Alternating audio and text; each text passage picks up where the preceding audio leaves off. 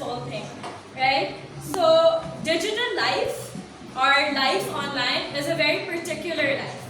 It is not unregulated. What we post, how we interact, and how our data is handled, all of it is governed by law. Cyber law is not just about like punishing hackers. It's about ensuring that if you post something, anything, it's not misused.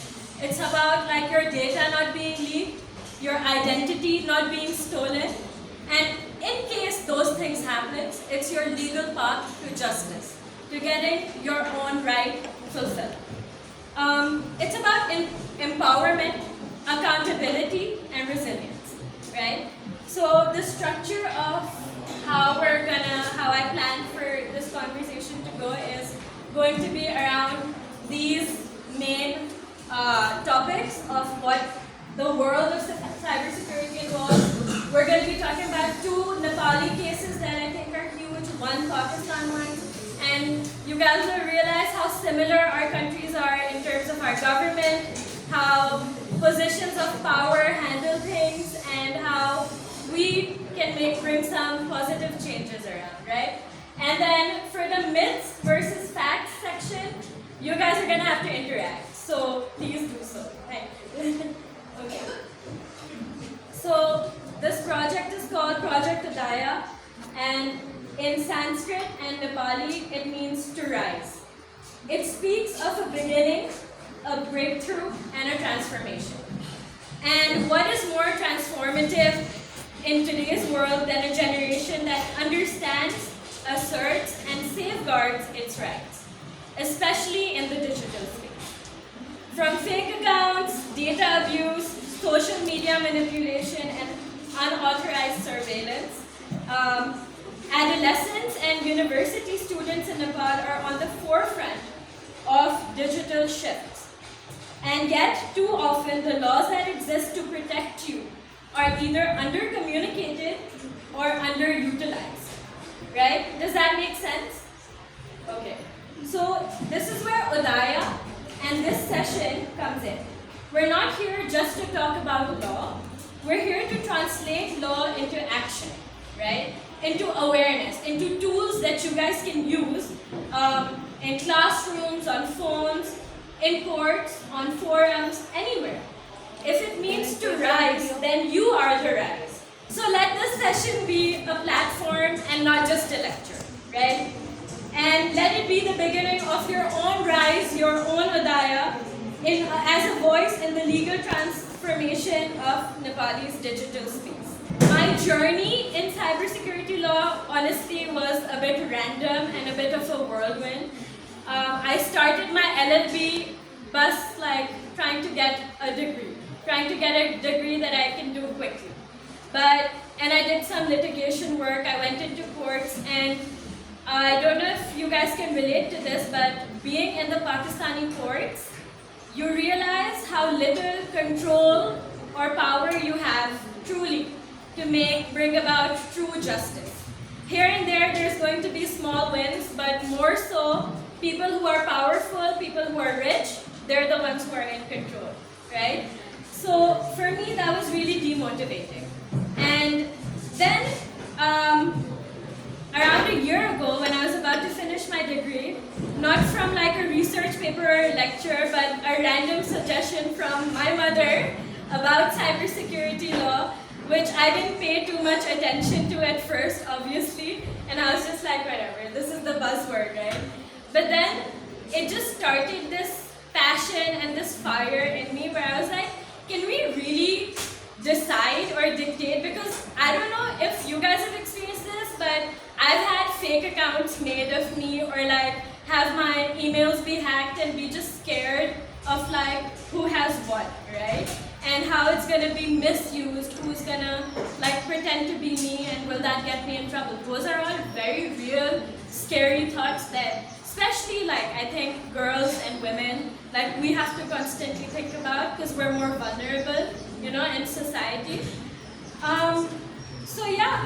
In Pakistan, much like Nepal, legal systems are evolving, they're complex, and they're often struggling to keep up with the digital and technology change.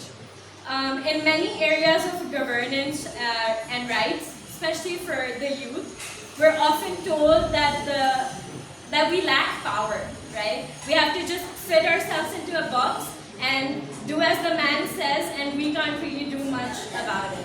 But I say no to that.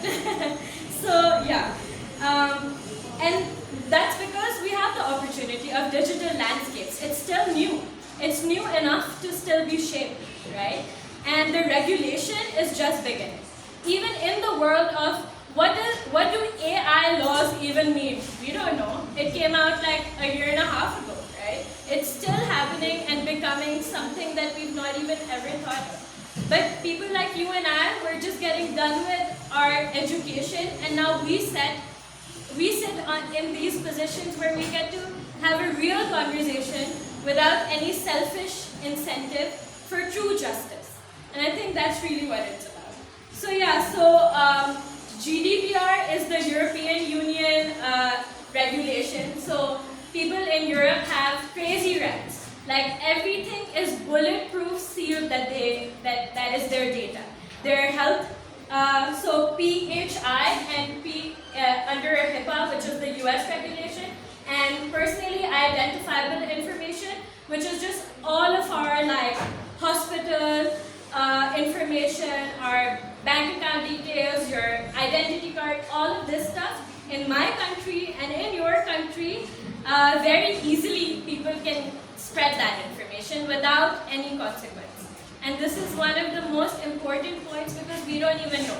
For 300 rupees Pakistani and 150 rupee Nepali, you can find out anybody's information, their family's assets, their bank account details, everything. And this is just stuff that you have to have 3 shady websites and they'll just tell you. And that's so weird, right? I researched about it as well. And Pakistan's PICA is Prevention Against Electronic Crimes Act. Now we got this act in 2016, which is much later than most countries even started thinking about. And then we had an amendment earlier this year. So I've done an extensive comparison of these laws, how much of them are actually protecting us and how much of them are for surveillance and just keeping a track on us, right? So you have to think about those things as well. So the drafting and revision of the NDAs. Now a lot of you, I don't know if you're, somebody just told me you guys are doing double law degrees with like business one degrees and accounting and stuff. So more likely than not, you all are going to end up in corporate environments, right? So in corporate environments, as a legal specialist, there's going to be a lot of times where now as we're going ahead in this world, there's going to be data leaks. There's going to be like NDAs that were started by an uncle 50 years ago when he started that company, which don't really take into account how valuable data can be or how easily data can be spread. So then it's your responsibility as a legal counsel to know the loopholes in their NDA. AUPs are acceptable user policies. Every big conglomerate, that's connected with a corporation from the US or international trade, they will always have an AUP for their company. What is acceptable? What is your rule book and guideline for the employees? For you as a legal specialist to know like how much of it is protecting the employees or protecting the customers and how much of it is going to put you in risk, that's something that we have to find out. And zero trust architecture, I think, is like the ideal cybersecurity space to be in. And Google, of course, created this framework. So this framework tells you, like normally the way it works is how I can explain it is, this is your digital world, right? And your information, your private IP address. Now here, there is one parameter, right, of a boundary world. That is how, so far in our world, we are protected. That boundary is just one